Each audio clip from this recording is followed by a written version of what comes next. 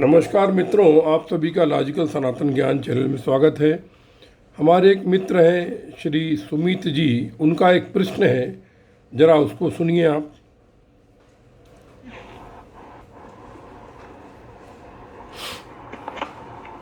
नमस्ते अंकल जी, मेरा नाम सुमित पटेल है। उत्तर प्रदेश जिला कन्नौज का रहने वाला हूँ।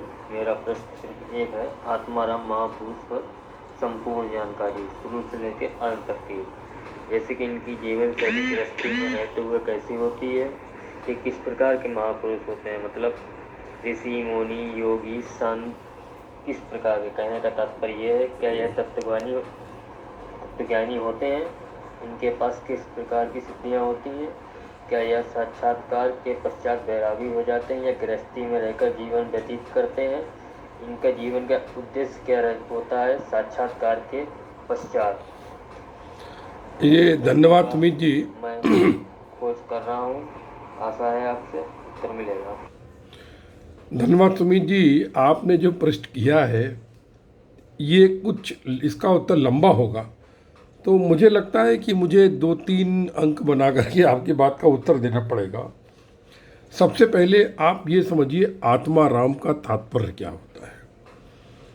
आत्मा राम का तात्पर्य ये होता है जो अपने आप में, अपनी आत्मा में, अपने आंतर ही जो जीवन है, जो जगत है, उसमें रम जाता है।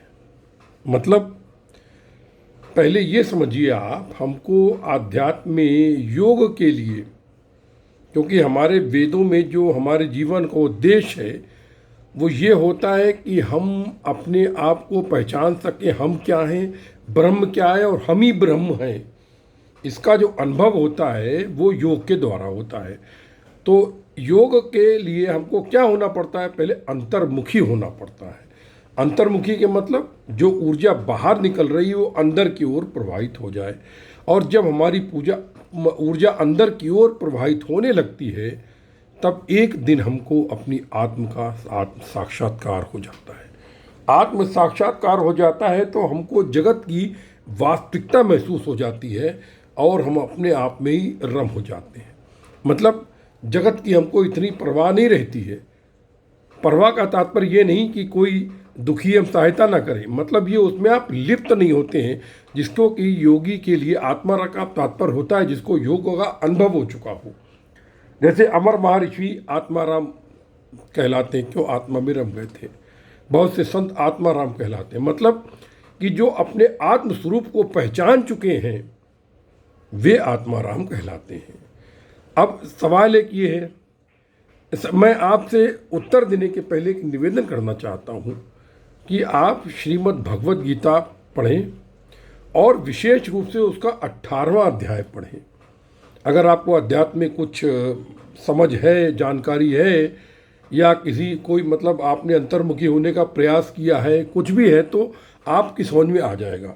18वां अध्याय जो है वो जीवन के बहुत सारे अंग, बहुत सारी चीज़ों को समझाता है। इसके बाद त्याग दिया हुआ है कि त्याग जो है वो कैसे के द्वारा। तो देखिए, ऐसा है, हमारे कोई भी ऋषि मुनि कभी सन्यासी नहीं थे, इक्का दुक्का थे। ग्रस्त रह करके श्री कृष्ण स्वयं, जो कि योगेश्वर कहे जाते हैं, वो स्वयं गृहस्थ थे।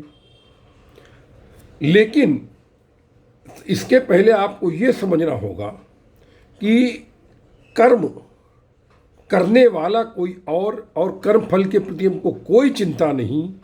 हर कर्म को हम कुशलता से करते हैं, जो भगवद गीता में कहा है। हम यदि स्थिर बुद्धि स्थित प्रज्ञ हैं और हमारे चित्त में वृत्ति नहीं उत्पन्न होती है, तो यानी हमको योग हो चुका है, तो हम आत्माराम बन जाते हैं। बहुत से सन्यासी आत्माराम नहीं होते हैं, ग्रस्त से भी बदतर उनकी थिंकिंग होती है, उनके विचार होते हैं, उनके कर्म होते हैं। आत्माराम गेरुआ वस्त्रधारी आवश्यक नहीं भी हो सके, आप गृहस्थ में भी हो सकते हैं। मतलब गृहस्थी की दिनचर्या में जो आपको कर्म करने हैं, रजोगुणी अथवा सत्गुणी कोई भी, उनमें आप लिप्त नहीं होते हैं सिर्फ कर्म करने के लिए, क्योंकि वो शास्त्रानुसार है, आप कर्म कर रहे हैं, लेकिन उसके प्रति आपके अंदर कोई आसक्ति का भाव नहीं है, किसी प्रकार के फल की इच्छा नहीं है, और आप कर्म करके गृहस्थ में रह रहे हैं, तो आप आत्माराम हैं। तो मतलब ये है कि आत्माराम बनने के लिए आवश्यक नहीं आप गृहस्थी को छोड़ें, आप गृहस्थ में रह करके वो सब कुछ प्राप्त कर सकते हैं जो एक सन्यासी भी प्राप्त नहीं कर सकता, ये समझ लीजिए आप। क्योंकि गृहस्थी जीवन में आपके ऊपर बंधन रहता है, आपने पत्नी का हाथ पकड़ा है, 7 अग्नि के फेरे लगाए हैं, आप उसका निर्वाह करते हुए, बच्चों का निर्वाह करते हुए, अपनी नौकरी करते हुए, अपनी दिनचर्या करते हुए भी ईश्वर की शरण में जाते हैं, ईश्वर को याद करते हैं, और इसके पश्चात आप आत्म अंतर्ज्ञान होने का प्रयास करके आत्माराम बनते हैं, तो आप अधिक, आपका जो जीवन है वो एक सन्यासी से अधिक कठिन, और एक आज कलयुग है, आजकल कलयुग है, तो बहुत से सन्यासी पतित हो जाते हैं तो उनको अधिक पाप लगता है, गृहस्थ अगर पतित होता है तो इतना पाप नहीं लगता है। दूसरी बात, आपने लिखा ये किस प्रकार के महापुरुष होते हैं, मतलब ऋषि मुनि योगी संत या कोई उपाधि कहने का तात्पर्य? जी, महापुरुष जो अच्छे कार्य करता है, जगत में जगत को नेतृत्व देता है। ऋषि वो होता है जो आध्यात्मिक उपलब्धियां प्राप्त कर चुका होता है। मुनि वो होता है जो निरंतर मनन करता रहता है, प्रभु की ओर जाने का प्रयास करता है, और ऋषि से थोड़ा एक बिलो लेवल का माना जाता है।